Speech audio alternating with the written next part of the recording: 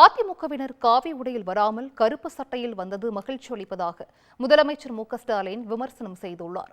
சட்டப்பேரவையில் கூட்டுறவு, உணவு மற்றும் உணவுப் பொருள் வழங்கல் துறையின் மானிய கோரிக்கை மீதான விவாதம் நடைபெற்று வருகிறது.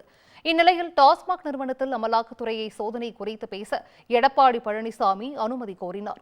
அப்போது அதிமுக எம்எல்ஏக்கள் அந்த தியாகி யார் என்ற பேட்ஜ் அணிந்தும் பேரவைக்குள் விளம்பர நோட்டீஸுகளை கைகளில் பிடித்தும் இருந்தனர். இதனால் சபாநாயகர் பேச வாய்ப்பளிக்காததால் பேரவையில் அதிமுகவினர் அமளியில் ஈடுபட்டனர்.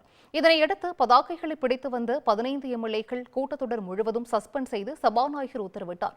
இதனையடுத்து முதலமைச்சர் மு.க.ஸ்டாலினின் கோரிக்கையை ஏற்று சஸ்பெண்ட் உத்தரவை சபாநாயகர் அப்பாவு திரும்பப் பெற்றார்.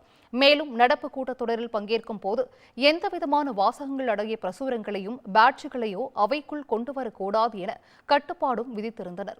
சபாநாயகரின் நடவடிக்கைக்கு எதிர்ப்பு தெரிவிக்கும் விதமாக எதிர்க்கட்சித் தலைவர் எடப்பாடி பழனிசாமி உள்ளிட்ட அதிமுக உறுப்பினர்கள் கருப்பு சட்டை அணிந்து இன்று பேரவைக்கு வருகை தந்தனர்.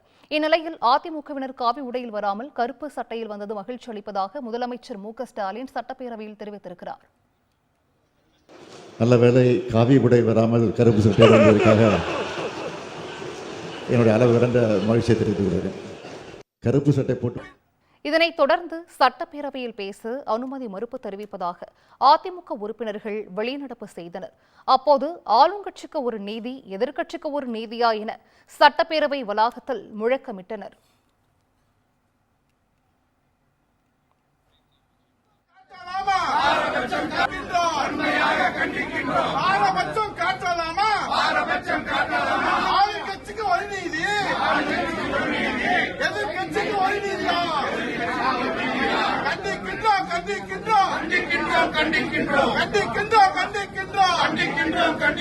பாரபட்சம் காட்டலாமா?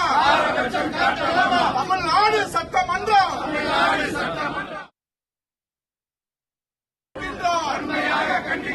பாரபட்சம்